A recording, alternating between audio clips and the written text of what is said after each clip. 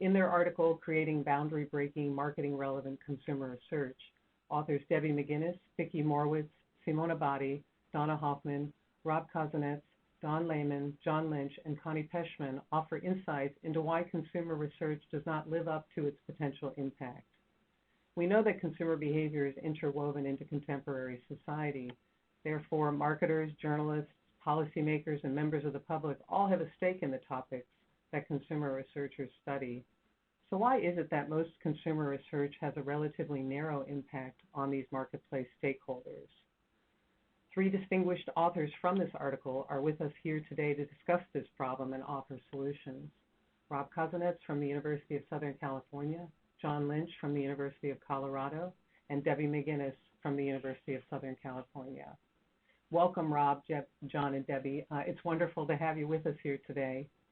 So we'll begin with a few summary points from the article, and then we'll move into the interactive part of the webinar.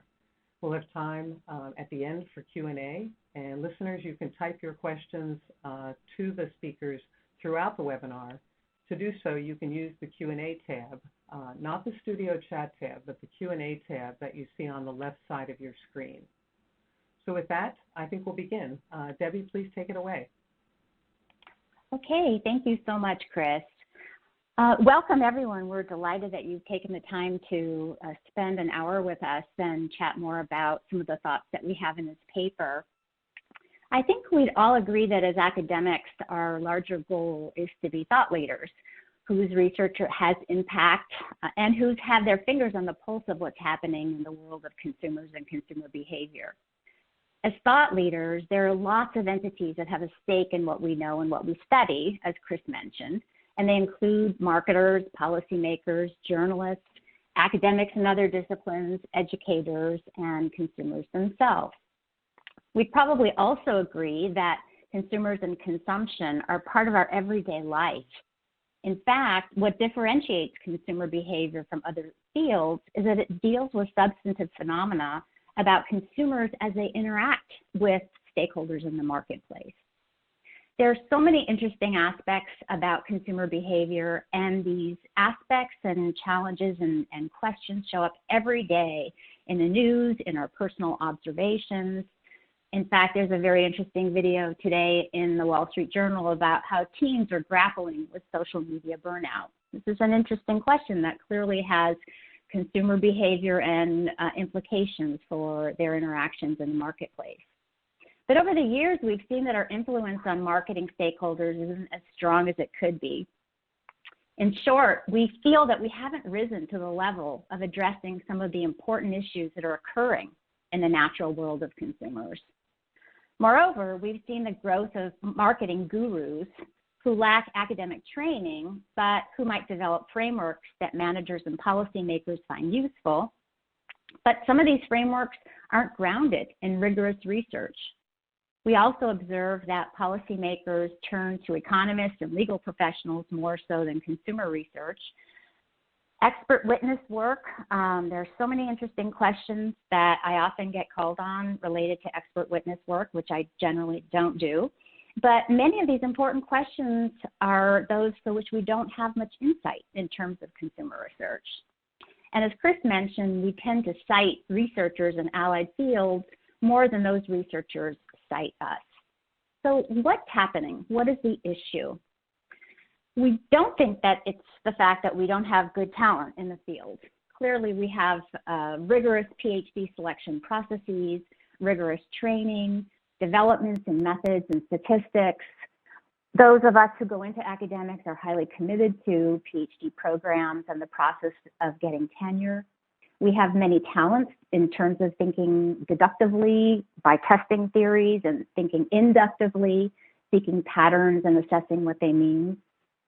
One might argue that we have limited impact because we use erudite and technical jargon that isn't accessible to other audiences.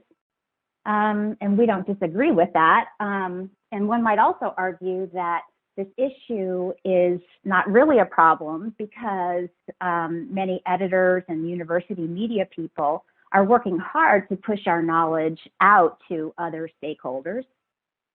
And while there's been some thought leaders in marketing who have published books that have reached a wider audience, technically, many of these books are not the types of books that show up as bestsellers and capture a wide audience. We don't deny these facts or suggest that the developments of people pushing out articles to the media or writing books aren't important, but we think the issues here are bigger and broader. In short, we think that as a field, we've iterated towards adopting a set of self-imposed boundaries in why we study consumers, what we study, and how we engage in consumer research. And we think these boundaries are a problem because they limit rather than broaden our impact on marketplace stakeholders. For the next part of our talk today, we're going to discuss these boundaries and say more about why they're a problem for consumer research. We also hope to say how we can, as a field, address some of these boundaries. And we think that our ideas are very much aligned with the Challenging the Boundaries of Marketing series that the JM editors have established. Before going further, I want to make sure that we clarify what we're not saying. We're not saying that conventional research is bad or wrong. There's been a tremendous amount that we've learned from more traditional research that adopts these implicit boundaries. But what we are saying is that these boundaries are implicit and they limit our thinking. We don't think about them because they're conventional and they're replicated in our institutional practices and how we train PhD students and how we review papers. The problem associated with these boundaries is they result in some of the problems noted here. They result in insular conversations that become even more of a problem as we see greater fragmentation in the field. In short, we're increasingly talking only to each other and a smaller number of people at that. And this is unfortunate because researchers tend to define themselves in terms of either theory or method, as opposed to their substantive interest in a consumer behavior phenomenon. Moreover, we're not the first to suggest that the research conventions that guide our field are self-limiting. There are a number of very smart people who, for many, many years, have identified some of these boundaries. For example, Rich Lutz talked in a very important editorial that he wrote for the Journal of Consumer Research about the fact that we need greater attention to substantive consumer behavior issues, and that doing so should require involving what are called systems experts, basically policymakers and marketers and others that have a stake in what we study involved in the process. He notes the importance of studying consumers in naturalistic context and adopting a more molar versus molecular approach to studying consumer behavior, as well as becoming more eclectic in theory and method. Wells talked about studying issues that are important to consumers, such as life-altering decisions, and he decries the use of conventional methods like student sampling, using student samples, and assuming that statistical significance means substantive significance. And he advocates reaching out to academics and other disciplines. Simonson makes similar arguments.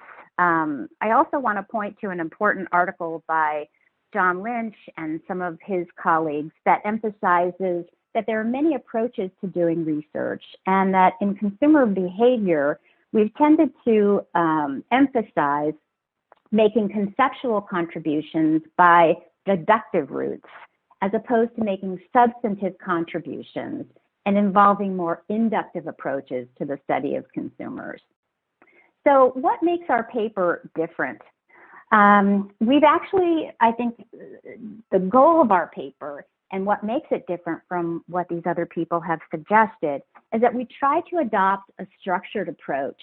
And our structure is basically revealed in a framework that John is going to talk about in a moment, that talks about the limitations, the defaults that we've iterated to in terms of why we conduct our research, the defaults that we've iterated to in terms of what we study and the defaults that we have identified in terms of how we execute our research. I think what makes our article different is that we identify a set of case studies that have developed these and tried to break some of these boundaries. And if you haven't had a chance to read the article, I would highly encourage you to look at these case studies because I think they're very revealing and motivating and quite interesting by telling the story of how these articles actually came about and made their way through the publication process and beyond. We also provide a set of papers that have broken one or more of these boundaries, and we suggest how these boundaries can be broken by individuals and through institutional practices that are currently guide how we go about doing our research. So I'm going to turn it over to John, who's going to talk next about our framework, and then Rob will talk more about some of the ideas that you all have developed, and we'll take it from there. So John, I'll turn it over to you. Thanks so much, Debbie.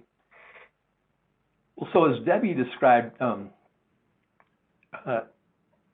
we're going to try to give you a framework for understanding how we limit our influence by why we're doing the research in the first place, what we're studying, and how we're going about it. In my view, the single most important factor limiting our extent of influence outside of a narrow set of marketing academics is the why part. And if you look on this slide, the issue is like, who are the stakeholders who we're trying to influence? And most of what we do, we argue in this paper, is aimed at influencing other marketing academics. I should say, like in writing this paper, we have 8 people on this paper, all have been in the field for a while, but all of us have written, a number of papers where that was our central aim, to influence other marketing academics. But if we're trying to have broader influence outside of marketing academia, then you have to try it. You have to aim to do so in the first place. And so there are boundary-breaking opportunities to intentionally aim one's work at influencing either another adjacent academic field, or more importantly, from the standpoint of our paper, to influence these other stakeholders who might be educators, they might be people in industry, government and policymakers, or non-governmental organizations, people in the media, consumers, and society. And if you look at these exemplar articles in our paper, you'll see those themes. Now, the second aspect of the why is what ideas are we trying to test? And there's the issue of where we get our ideas. And typically, much of what we publish in our top journals, we get our ideas from the literature. And part of why our work is self-referential and jargony, et cetera, is we're working from the literature or ideas we pick up in conferences. But a boundary-breaking opportunity is to start instead of starting with literature, to start with life and observe real-world phenomena that you see yourself or that you see discussed in the media, et cetera, as the starting point. A major thrust in this paper is to try to change people's opinions about what constitutes a theoretical contribution. If you think about what a theory involves construct-to-construct links, but a theory also involves links between constructs and observable, operationally measured phenomena. Our field has prized these construct-to-construct mapping, and so like many a paper is rejected from the top journals because of a judgment of insufficient theoretical contribution. But many reviewers have in mind that a theoretical contribution is only this construct-to-construct type.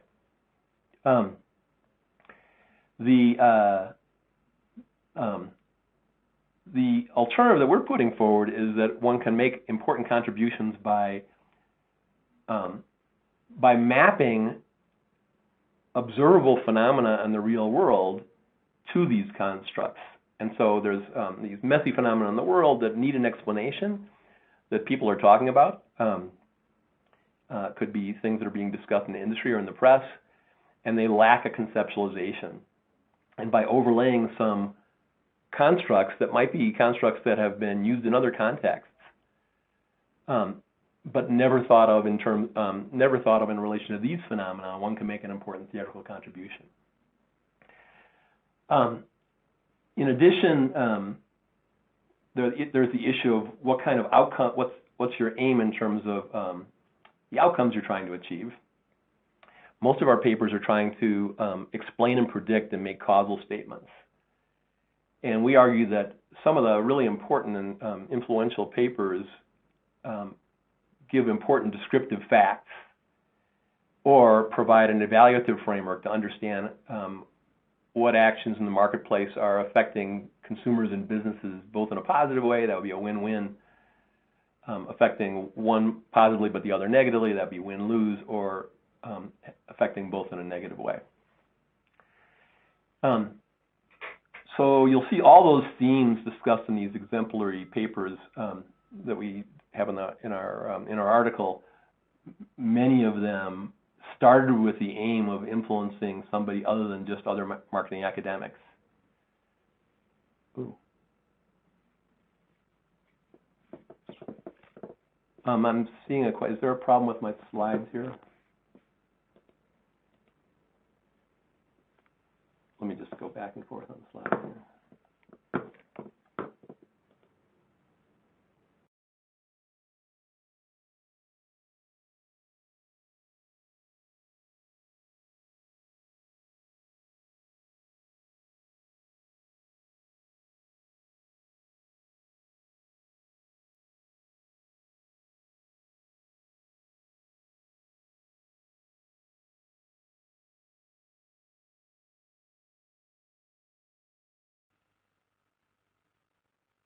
And so, again, if you look at these exemplary articles in the paper on the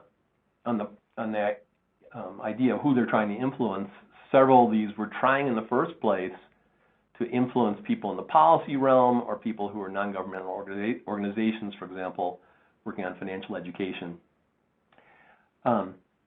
or looking at brand communities, and starting with real-world phenomena. And in many cases, these papers got pushback in the review processes, not making a sufficient theoretical contribution because they weren't really introducing new constructs. Rather, what they were doing was this phenomenon of the construct mapping. But we argue that there's a significant theoretical contribution by doing this kind of thing. All right. So then, in addition, we look at how we as consumer researchers limit ourselves by what we study. And here we talk about unit of analysis, decision context, time frame, and the consumer role. Okay, a lot of this happens because people are trained in psychological methods where the individual is the unit of analysis. So I'm a social psychologist by training, run laboratory experiments. The method makes it likely that one is going to choose the individual as a level of analysis. But many of the important phenomena going on in the real world, there's some sort of interdependency. It's hard to study in the lab. It could be dyadic in nature or small group in nature, or involve large groups or populations or tribes. And external stakeholders are highly interested in those larger aggregates, and those more aggregate processes have important influences on consumer behavior. And so if we're choosing to study only individuals because that's how we're trained, we're limiting our influence. Similarly, on the decision context, again, the idea that I'm going to do a laboratory experiment or an online experiment is typically relatively static in nature. And people are making decisions that are independent of other things going on in their lives. Whereas we describe in the paper research that's focusing more on the dynamic interdependencies, both among consumers and across time. From a standpoint of the time frame, we are typically anchored in the present, where we argue that there are boundary-breaking opportunities from comparing what's going on now to what's happened in the past. I noted that Debbie cited this Wall Street Journal video about teens' consumption of online content. And there's a terrific stream of research by this Jean Twenge that looks at, over the last decade, the dramatic increase in anxiety, depression, suicidal ideation, and suicide among teens, but not among older adults. So that's a case where by comparing the past to the present, you can make a major contribution. And similarly, papers that attempt to compare what's going on now to predict how things are going to change in the future are often highly influential. Finally, in the consumer's metaphorical role, we typically treat the consumer as the target or the owner or of some possession. And again, that's part of that as a function of the laboratory methodology that we use. But consumers are sometimes influencers, sometimes they're collaborators, they can be co-creators or skeptics or adversaries, sharers, users, givers, experiencers, and so you'll again see those in these exemplar articles that we had. For example, Rob Kozinets' work about network narratives and the work by Muniz and Aguin about brand communities highlights those kind of ideas. Okay. Finally, there's the issue of how we execute our research. So related to the phenomena, related to what I talked about in the preceding slide, if I'm looking at the individual as the unit of analysis, I'm likely to go to paid workers or students. But one can also make important contributions by characterizing demographic segments or marginalized consumers, or looking at consumers in vivo, or looking at professional groups. Although we can get a lot of mileage from laboratory and online experiments, other methods and mixed methods can be highly influential, can lead to highly influential research. We note that the people who are that are working within a consumer culture theory framework are often doing research that is more consistent with these sort of boundary breaking ideas that we talk about in this paper. Finally, when we work on our papers, before they're actually published, we test our ideas, typically by giving seminars, an invited seminar, or you might present your paper at a conference. But in that context, you're basically talking to other people who are fairly similar to yourself. And so even though that's very valuable, it doesn't give us much sensitivity to how people outside of our field think about what we're doing. And so we argue in the paper that one can alternatively look at present one's work in academic conferences, seminars, and other disciplines, or present one's work in these sort of mixed non-academic audiences. For example, if you're in an MSI, Marketing Science Institute conference, or the Boulder Summer Conference on Consumer Financial Decision Making. And then once your paper is accepted, in many cases we declare victory. We have a beer with our friends, and that's the end of it. But we know that these highly influential articles are distinguished by a different pattern of what they do after the paper has been accepted. Some of these more influential papers also continue to present this at conferences that are outside of their field, talk to the media, and talk to more consumer-focused publications. And those really differentiate what we do in the kind of the typical pattern of, or what we call the default pattern of consumer research. And just before handing over to Rob, I'll just say, on a personal note, like I started in the field as an experimental social psychologist. I didn't think much about who I was trying to influence. I didn't do any of these things in my own research. And when I take a look at why a lot of what I've done has been not so influential, a lot of it has to do with adopting these implicit boundaries. And I perceive that there's a lot of opportunity for all of us in breaking the boundaries I just described in terms of why we're doing the research, what topics we choose to study, and how we go about it.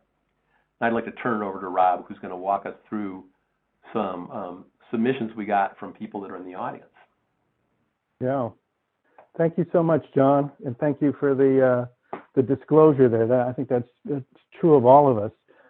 The next slide is basically something that relates to the article, and I'm just going to refer you back to the published article where we went through 5 different articles that we considered to be exemplary and that they really were role models for boundary breaking. You can see that looking at those, we reached several different conclusions, which are here on this slide, such as that they broke more than one boundary, for example, and the number of different kind of stakeholders that they interacted with. As well, you know, there's some nice personal stories that we kind of give you a little bit of a behind-the-scenes look at, you know, the psychology of this, because, you know, ultimately research is a human enterprise, and as people, we're very involved in it. So we wanted you to kind of take a look at that and think about some of those issues.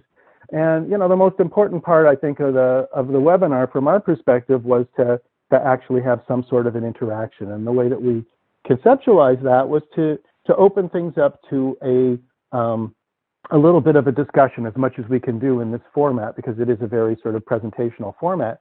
The way we approached that was to have submissions from registrants to an online form talking about their research and having you reflect on its boundary breaking capacity. We got a number of different submissions. They were all interesting in different ways, and I think all in some ways revealing of the extent to which the boundaries still structure a lot of our thinking, as well as the efforts that are required to break through them. So I'm going to go through some examples here from individuals and sort of you know, detail what we see as really interesting and worth pursuing further. So the first one I'm going to start with is a submission from Emma Gibbons, who is at University of Texas, San Antonio. And I'm going to give you, in her words, a bit of a description, and I'm going to sort of add some margin comments here. So this is her description of her idea. Her idea, she says, came from observing the purchase behaviors of members of my own family who struggle with mental illness. I've noticed that many of these individuals show an extremely high level of loyalty to certain brands, and that others often show risky or spontaneous purchasing behaviors. Many avoid certain purchasing situations that would increase anxiety or depression. In fact, I've seen individuals spend significantly more money than necessary simply to avoid a situation that would bring attention to their mental illness. Diagnoses of major depression and general anxiety disorder have seen a dramatic increase, especially among teens in recent years. So the questions: how is the consumer experience different for individuals who have been diagnosed with a mental illness? How will societal consumption behaviors change as a new generation with a higher percentage of diagnosed mental illness matures into adulthood? So one of the things that she says here is the fact that this research idea comes from an observed real-world phenomena assists in breaking boundaries, and we very much agree with that.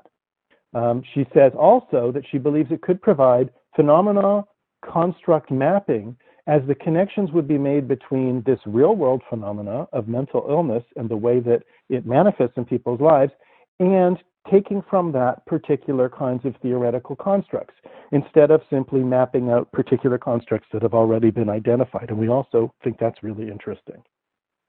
The respondent group here aids in breaking a number of boundaries, including social boundaries, I think, as it includes a very unique and understudied segment of our population. Now, John was just mentioning one book by Jean Twenge, her book, iGen. Another book that we had talked about was Jonathan Haidt's book, The Coddling of the American Mind. And both of those popular press books by academics have highlighted that there is an alarming rise in depression, anxiety, and suicide among teens in the past decade, particularly involving teen girls. And these two scholars, Twenge and Haidt, are also great exemplars of distinguished scholars who've decided to reach for much broader influence. So, you know, going back to Emma's proposal here, she wants to test ideas from real-world phenomena. This is what she says in the form. She wants to contribute to theory by doing phenomenon to construct mapping. And she's also thinking about a futuristic time frame and a respondent group that's different from our usual groups of student samples, you know, and online respondents, people who are diagnosed with mental illness. So, one of the questions that we have, and one of the things that I think the article points to as being the most important question you can ask is, who are the stakeholders that are going to be influenced by the research? That's a really important question. It obviously is academic research that we're talking about and publication that we're interested in. But in this case, it's probably a question that doesn't just involve marketing academics, but clearly members of the media, or even policymakers, or certainly members of the public, because we know that mental illness is actually a very common thing in the public. So one of the things that Emma also adds is this idea that perhaps the most interesting way in which the research could break boundaries is through its time frame. I believe it would be fascinating to conduct some sort of longitudinal study in which teenagers diagnosed with these conditions and their purchasing behaviors could be followed over time. So we think that this is, a very interesting idea, and she asked for further feedback. So, here it is. It's an extremely interesting idea, the idea of understanding consumers with mental illness and understanding what some of the implications are there. And there are also many different ways to pursue it. In fact, I would say that the central idea here is more like a research stream than a single article. We do think that the author should definitely pursue this interesting topic, perhaps providing a comprehensive view of mental illness and consumer behavior at the start, or even mental illness and brands. That's another possibility. Brands were not mentioned here. That could be drawn from a careful investigation of the phenomena that looks at a lot of different potential variables and constructs, right? This qualitative research tends to start out with a lot of different qualities, perhaps, 100 or more different qualities that are observed at the beginning of a study, and then boiling them down into a much smaller set of the most important elements that are going to get mentioned. So in a qualitative article, that might be, in the teens, the numbers. So boiling down 100 to teens, or 10, 12, something like that, in a construct to construct kind of mapping that ends up coming out of the phenomena. This could be similar to the way that Debbie John, for example, looked at consumer socialization of children, or Russ Belk looked at sharing. So these were retrospective looks at research, but also development of conceptual frameworks from there. Or it could be something that follows a model similar to what Susan Fournier pursued in her work on consumer brand relationships, which would involve something like depth interviews, could involve ethnographic work in this case, and then deep theorizing from that. So who is it important to? To society, yes. To practitioners and academics, yes, but why? Perhaps not just to market to people with mental illness, but perhaps to understand some of the wider implications of consumption and what we do. So the proposal talked about the strategic advantage of marketers, but it could go even wider than that, maybe into extending some of the traditional concepts of marketing, such as we have in the social marketing area and in the transformative consumer research area.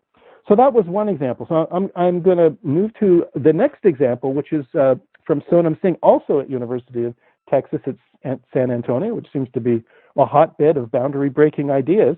And this idea of Professor Singh's is using weather intelligence to drive consumer engagement. So he starts out, according to the British Retail Consortium, after the economy, the weather has the biggest influence on consumer behavior. And that weather typically affects our everyday decision-making as consumers. So there are some standard examples, like buying ice cream and sunscreen in the summer, hot drinks in cold weather, but weather also impacts our behavior in more subtle ways by influencing what we eat, what we wear, how we travel, where we travel, and most importantly, he says, how we feel, not just for seasons, but on a day-to-day basis. So mood as well, how much we spend and what we buy. He also extends this idea to thinking about weather apps and how people use them on their phones, and that people would look at weather every morning before stepping out. I know that I frequently ask Alexa for the weather before doing anything. That weather drives so much of what we do, how we travel, how we eat, how we feel, and so on, and mood. So, some of the questions that we would ask here are going back to that initial question, the very first one in our figure and the very first one in our slides that John was discussing, which was, why are you conducting this research? Who is it going to impact? Is this only about marketers, or is there a wider social impact to this? Especially as weather's changing around the world right now, understanding some of these links between weather and consumption could be really useful for thinking about issues that move beyond sales and marketing. Clearly, sales and marketing are involved, but towards maybe wider macroeconomic effects. So, for example, as the climate starts to warm, how does that change the consumption patterns of people? Do people start to use public space less? Do they start to stay inside more? Does energy usage start to increase and impact all sorts of things? How do people deal with mood issues when the weather becomes warm and people become more irritable? We also think that there's another element here that's very interesting, in which consumers are consuming information about weather, in which different kinds of weather, hot, cold, rain, snow, for example, constitute a particular different kind of relationship or a different kind of context for consumption.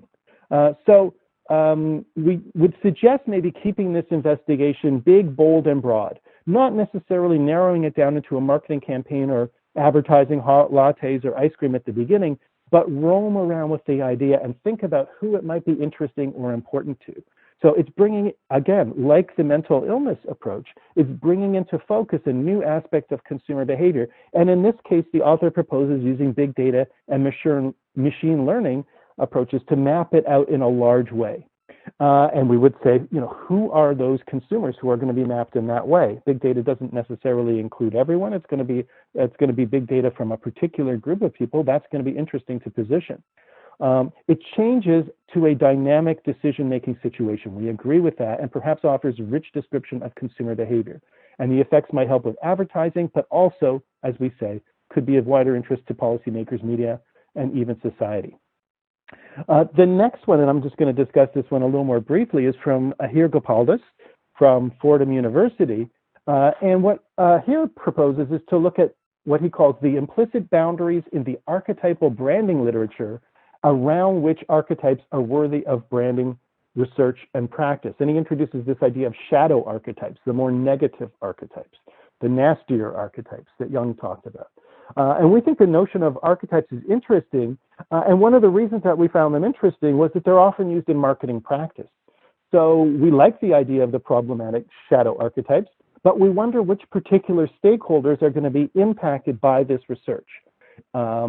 It seems like marketing practitioners in interest might be the target. They might find it quite interesting, and that might make the paper a bit like the Kayla and Arnold article in JM on ethnographic stories, which used ethnography and interviews with managers to develop our understanding about how ethnography is actually applied in different corporate contexts. We might gain a similar understanding, for example, about the use of archetypes by managers, along with some critical commentary and further development of the idea. So again, we encourage focusing on which constituents are going to benefit from being influenced by the research, thinking about the idea that comes from particular places, from management practice in this case, rather than from other academics at conferences or in the literature. So keep things, again, fairly wide and open at the beginning, provide those rich, deep descriptions and or evaluations, and as much as possible, root them in real-world contexts and the issues and questions that real people who are living in the real world, not just academics, are puzzling over. And these are really some ways to break boundaries. And the last submission that I'm going to discuss is another really interesting one by Jack Coffin from the University of Manchester. And what Jack proposes is a study of celiac consumers that's based in ethnography and ethnography of those consumers, followed by depth interviews and ethnography. So it's a broad look at a particular consumer group. So I'll read a little bit from his proposal. He says, celiac consumers cannot eat gluten without serious health consequences. In recent years, awareness of allergies has increased in tandem with legislative changes that have improved the labeling and preparation of food. However, and here's the personal experience part of it, Jack says, as partner of someone with celiac and a friend of those with other allergies, I've indirectly experienced how difficult it can be to find out appropriate information from restaurants and other establishments that provide food. A number of practices make those with allergies feel like problem consumers. For instance, some businesses provide complex spreadsheets that list each ingredient and allergy. It requires a lot of work on the consumer to decide what they can actually eat. Those information sources are often out of date and sometimes can't easily be adapted, for example, like a bunless burger, and are still listed as inedible. And another common practice is that businesses require a manager to take orders when one or more patrons have an allergy, slowing the service provision and creating this problem of sort of a stigmatic idea of being, a problem consumer.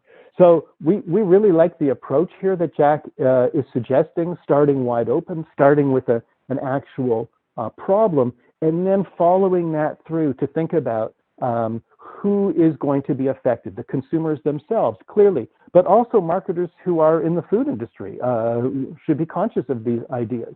As well, policymakers are affected. So we move to these wider and wider groups that are outside of marketing academia, of real people, again, with their own real issues and dealing with their real problems. And before I turn to the next slide, I just want to say that looking through these, we want to emphasize that breaking boundaries is not necessarily about adding a qualitative component to what you're doing in order to make it more realistic. So the weather work, which is proposes using big data and machine learning, for example, is a really good example that you can get these broad visions, these broad looks at phenomena where you don't have to be using qualitative stuff. And in fact, adding sort of a poorly done qualitative component into what becomes a ostensible mixed method approach is not always the best way to approach these things.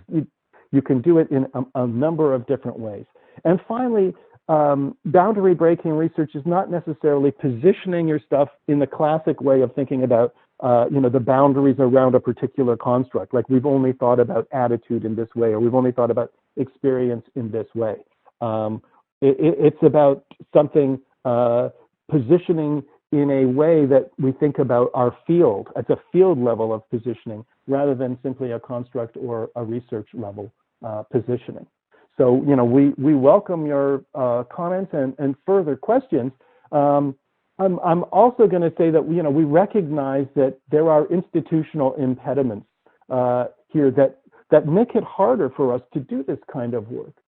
There are impediments in the training that we give our PhD students, in our default co-author selection, and the other work that we do with people.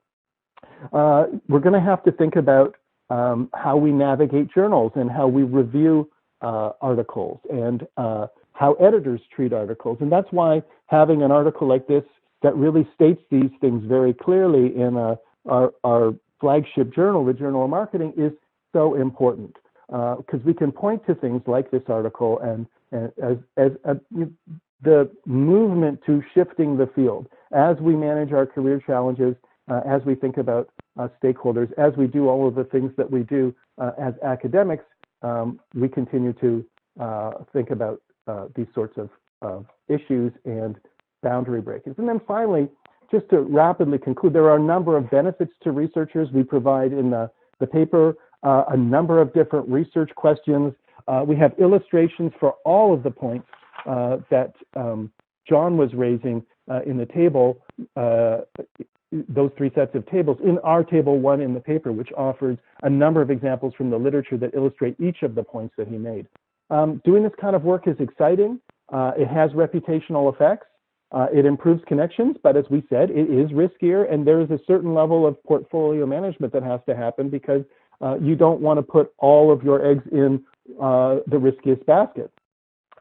It does, however, benefit the field by increasing the different kinds of things we think about, by connecting us and reaching out to other fields, by creating enhanced relevance in other academic fields, in the public, among society, among managers, and hopefully by focusing us, as Debbie was saying, on particular substantive issues, it allows us to be less fragmented. Methodology and theoretical structures don't become necessarily as salient or as important in our frameworks as what are we talking about, what are we trying to inform, what are we thinking about. And from here, I am going to move to the questions, and I think we are going to tag team who handles which questions.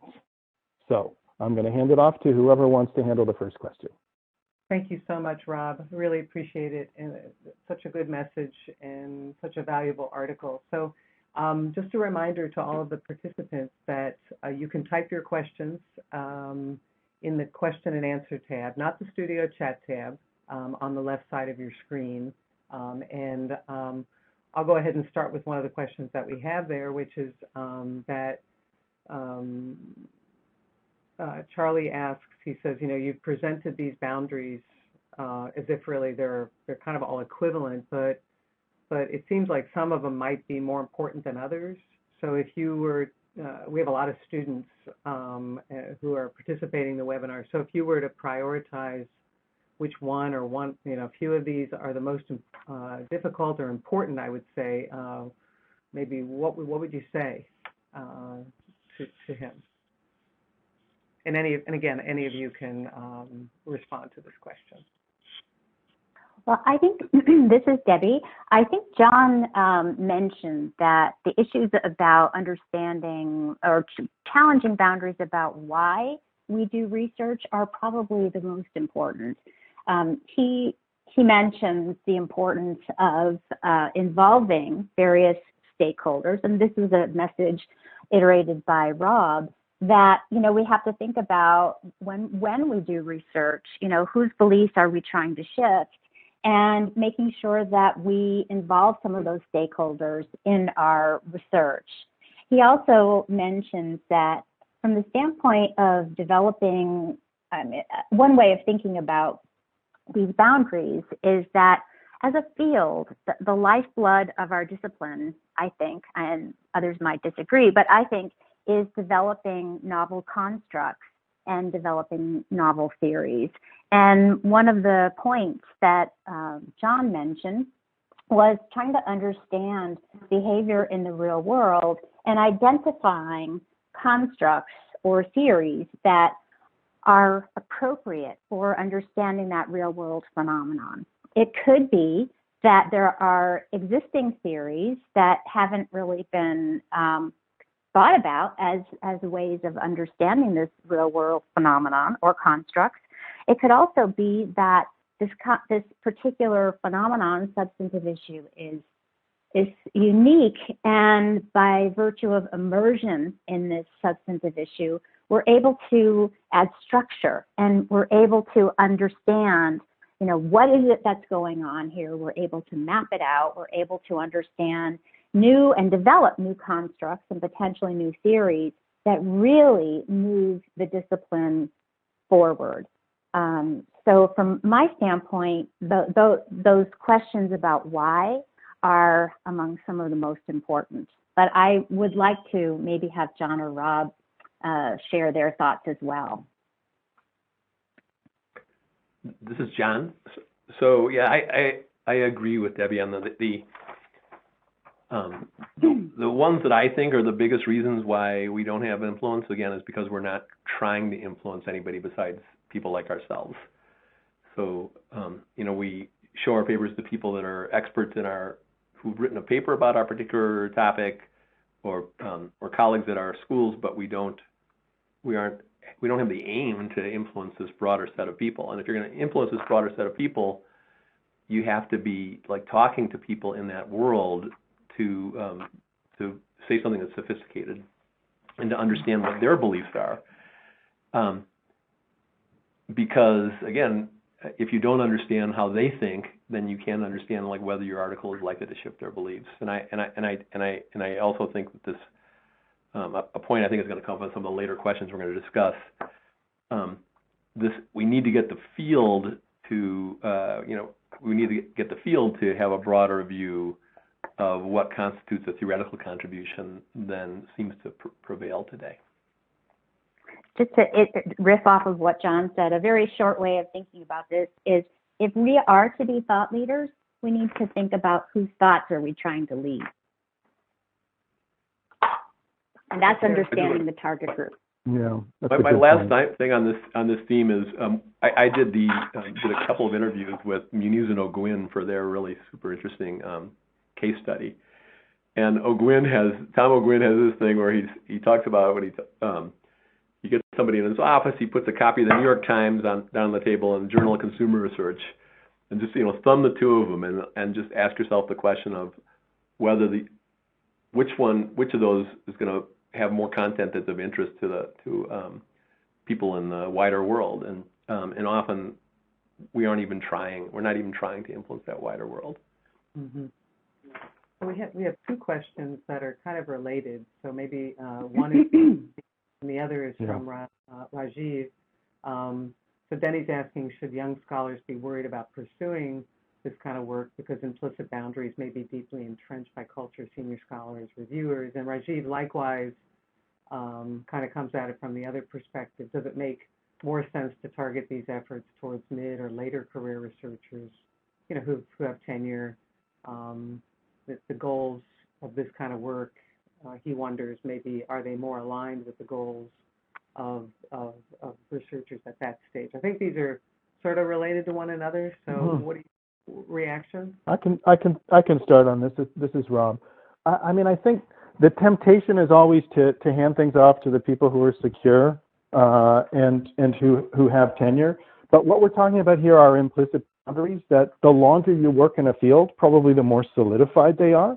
And so I think it actually is harder for entrenched scholars, I think, to think differently. I think it's equally important, but I also don't want to rule out this idea that a lot of the progress in breaking these boundaries is probably going to come from newer scholars, even students. So John just mentioned Al Muniz's groundbreaking article on brand community, which came from his dissertation work, and which, as we recount a little bit in the article, was really a struggle for him to get through.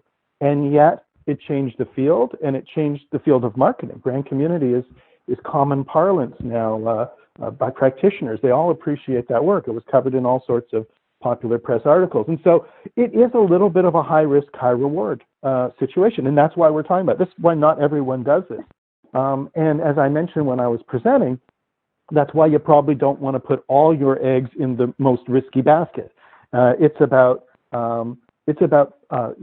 having some sort of a portfolio where stuff is a bit more conventional, and some of the work you're working on is really high potential. Now, if you have a great idea, like some of the ones that we were mentioning, and you're doing your dissertation work, personally, I tend to encourage those people to work to try and get their work published, to push against these existing boundaries and to get it done. This is not just a job for late career, tenured, secure people. I think this is something that the entire field needs to be involved in, but that's just my opinion. I agree. I also think that it's useful if you look at the papers that were highlighted as case studies. Many of them include PhD students as co-authors, or people who are recent PhD graduates as co-authors. I would suggest that a slightly different perspective. I agree with Rob. I might offer just a slightly different perspective, which is that while the senior faculty have less of a beginner's mind and are less able to maybe think differently, they are more attuned to the realities of the publication process and can probably serve as very helpful guides to understanding the types of hurdles that one might encounter in the review process and thinking through how one might overcome them. That said, if we look at some highly influential papers like, Susan Fournier's dissertation paper, that was a single authored publication, and, one of the most highly cited papers in the Journal of Consumer Research, highly influential. It changed the field of understanding brands and brand relationships. So it's not necessary, but there could be use in getting more senior people involved in navigating the publication process. Let me ask you a question here from Nydia. She asks about building these skills. In particular, how would you suggest people actually develop these skills which would help break the boundaries? Do you have any tips in terms of practices or exercises that you would recommend scholars of any age engage in? So I think, and there are obviously many things other than what we have in the paper, but I think in the paper, we talk, for example, about in one of the tables that we have where we've identified other boundary breaking papers is to learn from them, to see what did they do and how did they break those boundaries. I think as well we talk about making sure that, you are outward looking and inward looking and not necessarily just looking at the journals for where to get your new ideas, but really keep your eyes open to the world around you. And one of the things that I really like about some of the submissions that Rob discussed is that they really are based on substantive issues that are happening in the real world and that are also grounded and rooted in the behaviors of consumers. As well, I think, learning about, I think one of our tables talks about what one can do as a PhD student, as an author, as a reviewer in terms of working through some of these boundaries. And so I would encourage those that are here to take a look at that table and to think about how you can make your boundary breaking and what you have done in terms of breaking some of these boundaries clear and upfront as you develop your article, and indicate not just that you've broken boundaries. Breaking boundaries is not the point. It's like breaking boundaries in a way that moves the field forward. So just by breaking a boundary, saying, oh, we're studying teens and no one has ever studied teens for this problem. Okay, that's interesting, but are teens the relevant audience, and what makes teens different, and why should we study teens as opposed to other people? So we have to justify what is new and important about the specific boundaries that we break. Perfect. So maybe, John, in 1 minute that we have, could you talk, Jack asks about the sort of geographic boundaries of our, that if I publish something about UK government and media, maybe I can't sell that across different media markets or two different types of government. Well, first of all, this is John. So that's an interesting question about these post-publication activities. And so many of our universities will have somebody on staff who has a job of trying to get press coverage of papers that are somewhat media friendly. And so, first question is whether your paper is media friendly. If it is, they often come in the form of press releases, and in my experience, the press follows the press. So if you get covered in one medium, there's a decent chance that you can get that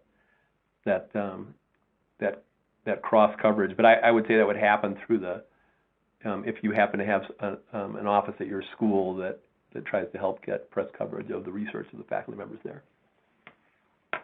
Well, wonderful. Thank you all very much, John, Debbie, and Rob, for a terrific talk. A lot of learning, a lot of engagement. So thank you for taking the time to prepare and to be with us today. Really